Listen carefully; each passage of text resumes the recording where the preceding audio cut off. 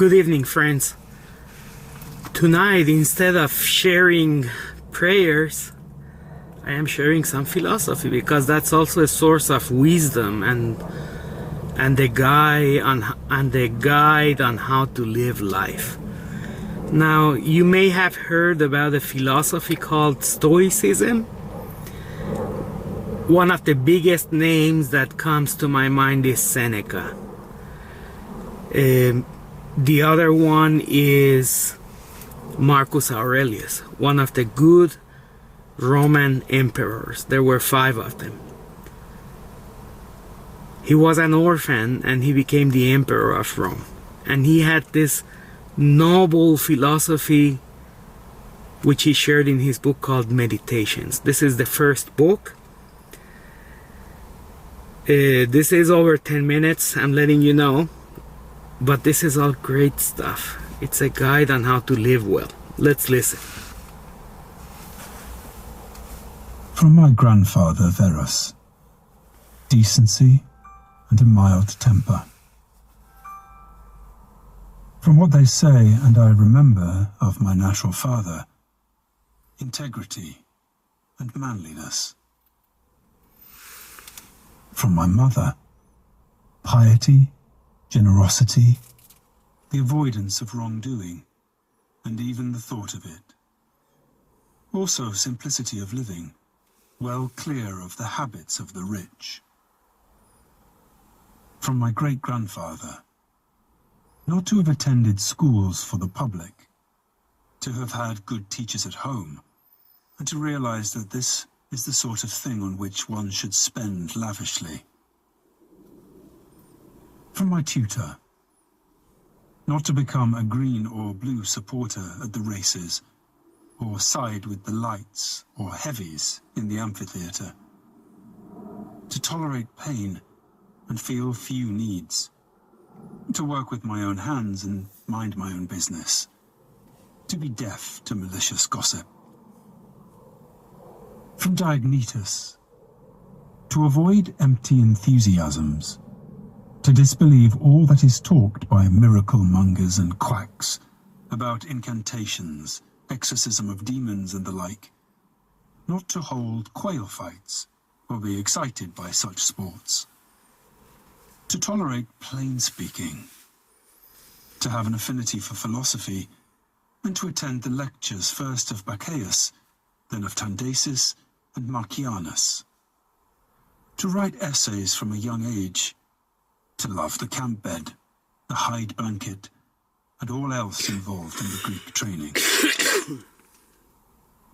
From Rusticus, to grasp the idea of wanting correction and treatment for my character, not to be diverted into a taste for rhetoric, so not writing up my own speculations, delivering my own little moral sermons, or presenting a glorified picture of the ascetic, or the philanthropist. To keep clear of speechifying, versifying, and pretentious language. Not to walk around at home in ceremonial dress, or do anything else like that. To write letters in an unaffected style, like his own letter written to my mother from Sinuessa. To be readily recalled to conciliation with those who have taken or given offence, just as soon as they themselves are willing to turn back. To read carefully, not satisfied with my own superficial thoughts, or quick to accept the facile views of others. To have encountered the discourses of Epictetus, to which he introduced me with his own copy.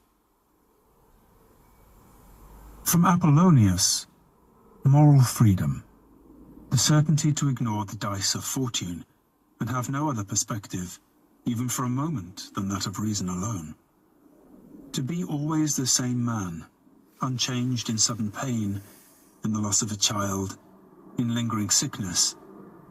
To see clearly in his living example that a man can combine intensity and relaxation. Not to be impatient in explanation. The observance of a man who clearly regarded as the least of his gifts, his experience and skill in communicating his philosophical insights. The lesson of how to take apparent favors from one's friends, neither compromised by them nor insensitive in their rejection. From Sextus, a kindly disposition, and the pattern of a household governed by the paterfamilias, the concept of life lived according to nature, an unaffected dignity, intuitive concern for his friends, tolerance both of ordinary people and of the emptily opinionated, an agreeable manner with all, so that the pleasure of his conversation was greater than any flattery, and his very presence brought him the highest respect from all the company. Certainty of grasp and method in the discovery and organization of the essential principles of life. Never to give the impression of anger or any other passion, but to combine complete freedom from passion with the greatest human affection. To praise without fanfare, and to wear great learning lightly. From Alexander, the grammarian, not to leap on mistakes, or captiously interrupt when anyone makes an error of vocabulary, syntax, or pronunciation, but neatly to introduce the correct form of that particular expression by way of answer, confirmation, or discussion of the matter itself, rather than its phrasing, or by some other such felicitous prompting. From Fronto, to understand the effect of suspicion, caprice, and hypocrisy in the exercise of absolute rule, and that for the most part these people we call patricians are somewhat short of human affection. From Alexander the Platonist, rarely, and never without essential cause, to say or write to anyone that I am too busy, nor to use a similar excuse advancing pressure of circumstances in constant avoidance of the proprieties inherent in our relations to our fellows and contemporaries. From Catullus, not to spurn a friend's criticism, even if it may be an unreasonable complaint, but to try to restore his usual feelings, to speak of one's teachers with wholehearted gratitude, as is recorded of Domitius and Athenodotus, and a genuine love for children. From Severus, love of family, love of truth, love of justice, to have come by his help to understand Thrasea, Helvidius, Cato, Dio, Brutus, to have conceived the idea of a balanced constitution, a commonwealth based on equality and freedom of speech, and of a monarchy which values above all the liberty of the subject. From him, too, a constant and vigorous respect for philosophy, beneficence, unstinting generosity, optimism. His confidence in the affection of his friends, his frankness with those who met with his censure, and open likes and dislikes, so that his friends did not need to guess at his wishes. From Maximus, self-mastery, immune to any passing whim, good cheer in all circumstances, including illness, a nice balance of character, both gentle and dignified, an uncomplaining energy for what needs to be done, the trust he inspired in everyone that he meant what he said and was well-intentioned in all that he did. Proof against surprise or panic, in nothing either hurried or hesitant, never short of resource, never downcast or cringing, or, on the other hand, angry or suspicious. Generosity in good works, and a forgiving and truthful nature. The impression he gave of undeviating rectitude as a path chosen rather than enforced. The fact that no one would ever have thought himself belittled by him, or presumed to consider himself superior to him. And a pleasant humour. From my adopted father, gentleness, and an immovable adherence to decisions made after full consideration.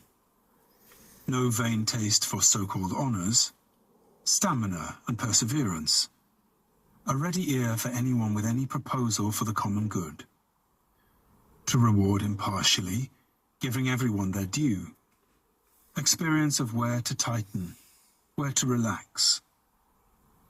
A common courtesy excusing his court from constant attendance at dinner with him and the obligation to accompany him out of town, and those kept away by some other commitment always found him no different towards them.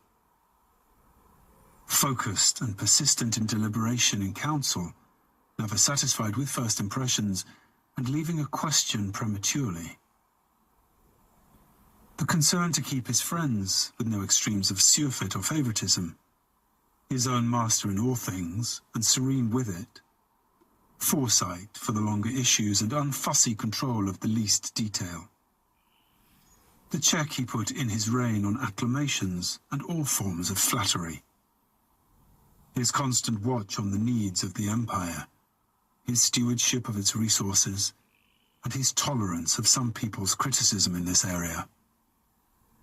No superstitious fear of the gods, nor with men any populism or obsequious courting of the mob, but a sober steadfastness in all things, and nowhere any vulgar or newfangled taste. In those things which conduce to the comfort of life, and here fortune gave him plenty, to enjoy them without pride or apology either, so no routine acceptance of their presence or regret in their absence. The fact that no one would ever describe him as a fraud or an impostor or a pedant, but rather as a man of mellow wisdom and mature experience beyond flattery, able to take charge of his own and others' affairs.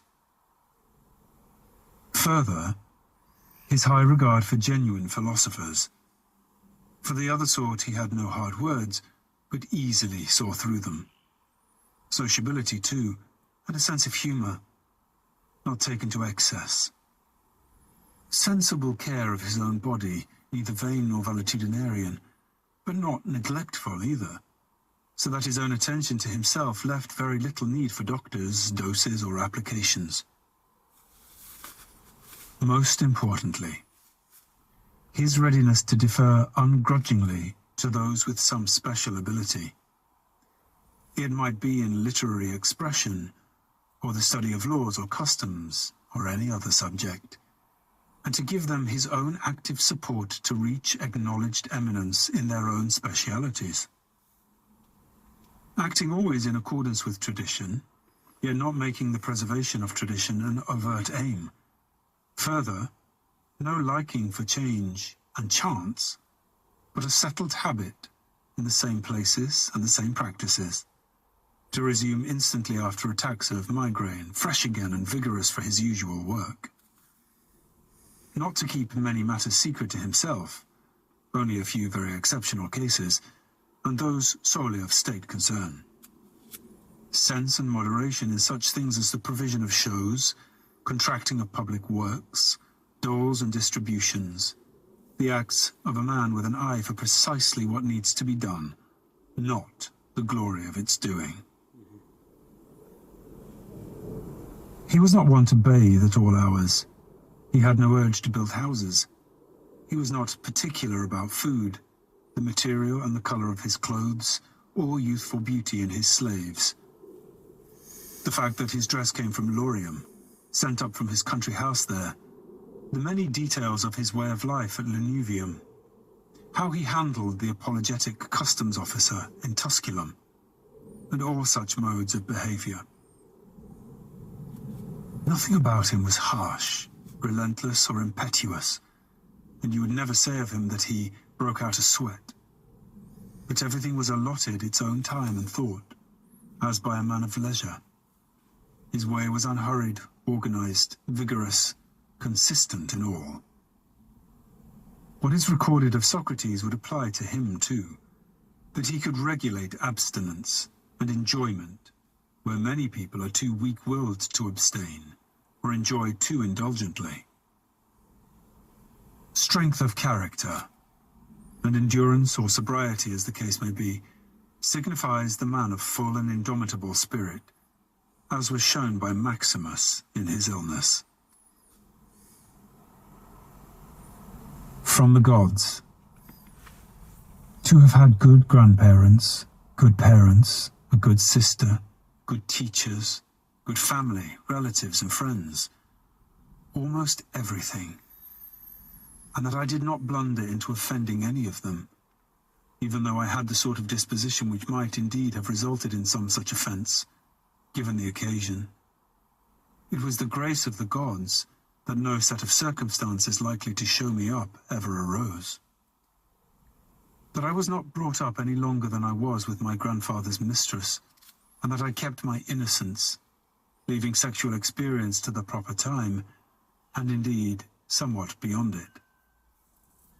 That I came under a ruler and a father who was to strip me of all conceit and bring me to realize that it is possible to live in a palace without feeling the need for bodyguards or fancy uniforms, candelabra, statues, and the other trappings of such-like pomp. But that one can reduce oneself very close to the station of a private citizen, and not thereby lose any dignity or vigor in the conduct of a ruler's responsibility for the common good. That I was blessed with a brother whose character could spur me to care for myself, and whose respect and affection were likewise a source of joy to me. That my children were not born short of intelligence or physically deformed, that I did not make further progress in rhetoric, poetry, and the other pursuits in which I could well have been absorbed, if I had felt this my right path. That I was quick to raise my tutors to the public office which I thought they desired, and did not put them off, in view of their youth, with promises for the future. That I came to know Apollonius, Rusticus, Maximus. That I acquired a clear and constant picture of what is meant by the life according to nature, so that, with regard to the gods, their communications from that world, their help and their inspiration, nothing now prevents me living the life of nature. My falling somewhat short still is due to my own fault and my failure to observe the promptings, not to say the instructions of the gods. That my body has held out so far in a life such as mine, that I never touched Benedicta or Theodotus, and that later experience of sexual passion left me cured. That, though I was often angry with Rusticus, my behavior never went to the point of regret. That my mother, fated to die young, nevertheless lived her last years with me. That whenever I wanted to help someone in poverty or some other need, I was never told that there was no source of affordable money, and that I myself never fell into similar want of financial assistance from another. That my wife is as she is, so submissive, loving, and unaffected, and that I found no lack of suitable tutors for my children. That I was given help through dreams, especially how to avoid spitting blood and bouts of dizziness, and the response of the oracle at Cater, just as you use yourself. That for all my love of philosophy, I did not fall in with any sophist, or devote my time to the analysis of literature or logic, or busy myself with cosmic speculation. All these things need the help of gods and fortune's favor. Beautiful. God bless wisdom. It's a shield and it protects the life of those who have it. What you just listened is, in a part, a guide to a trouble-free life. And he also encourages people to be good. Maybe he was a Baha'i, I don't know. A Baha'i of his times. And I want to finish this session with a hidden word by Baha'u'llah, which is also wisdom, divine wisdom. O son of man, my calamity is my providence. Outwardly it is fire and vengeance, but inwardly it is light and mercy. Hasten thereunto that thou mayest become an eternal light and an immortal spirit. This is my command unto thee. do thou observe it. Now, Stoics have a really interesting approach to how they perceive and receive difficulties and calamities. It's worth reading them. Well, friends, have a good night. I love you. God bless America.